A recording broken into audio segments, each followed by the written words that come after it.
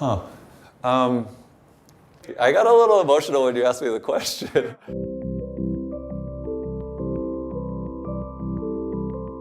Being a multiracial Asian affects everything about my life. My culture is a mix of not just being Black and Asian, but also there's like a third thing that's not either of those. I haven't felt like I really fit in with either one of my cultures because I didn't really look like my mom or my dad. On one hand, I was able to experience some white privilege, and on the other hand, I experienced certain prejudices and stereotypes of also being Asian. We grew up being referred to as Hapa Haole, and as I grew, it became more of a widely accepted term for anyone who was part Asian. It's been appropriated by a broader audience. I have mixed feelings when I hear the term Hapa. At least there's a way to acknowledge that not everybody is just one thing or another. People will say like, oh, you're white because you're not acting Black, or because these things that you do aren't Black, they must be white. And that's annoying because I'm not white either. Often when I meet people, the very first question I get is, where are you from? It confuses people because they usually associate being American with being white. They don't really know how to react, and it usually comes off as offensive. They think that it'll give them some insight into who I am as a person. My cultural identity is a part of me, but it doesn't affect who I am really as a person.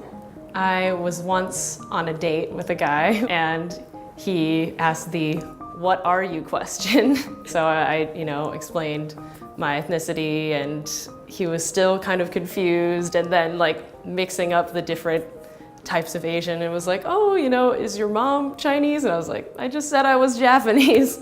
I was just like having lunch with one of my friends, and he introduced me to another friend of his who also is from Thailand. He was like, oh yeah, this is my friend, Aaron, he's Thai. And she was like, no. It was just annoying that that was the way that we met. It not only makes me feel uncomfortable, but it makes me feel as if I'm sort of other, and it sort of just disconnects me and feels like I'm taken out of the equation and put in a specific box. And it feels really lonely.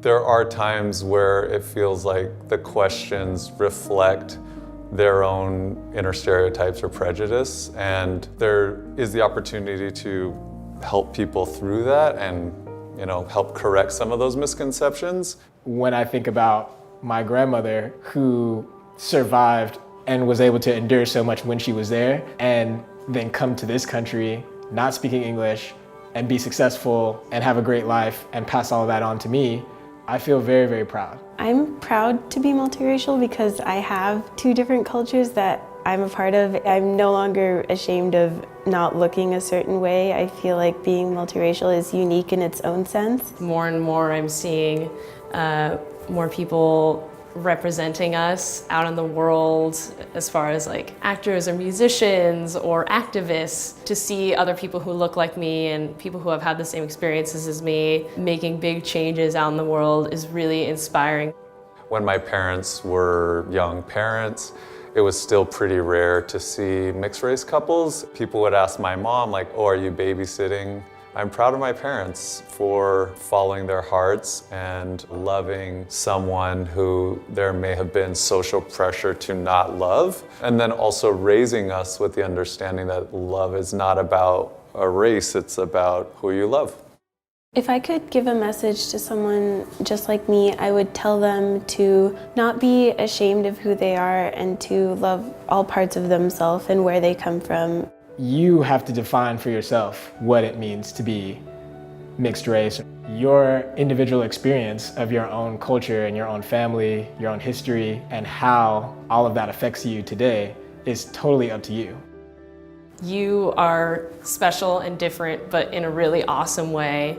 And if anyone tries to make you feel like that difference is not okay or is other or is bad in any way, just don't listen to them. There would be periods in my life where I would try really hard to be just one part of myself. So there were phases where I just would try to be very white And then other times where I would try to be more like the Asian kids. And I think that's a part of like finding your identity when you are mixed race. You also need to find people, whether they're multiracial or not, who will celebrate you for who you are and help you in your discovery of who you are and who you want to be.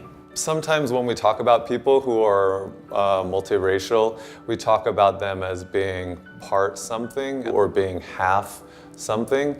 And I know it's just words, but at the same time, I feel like we should embrace the idea that though your blood quantum may be a certain amount of another group, it doesn't make you less. You are a full Hawaiian, you are a full Asian, you are a full European. You should be able to feel like a full member of all those different parts.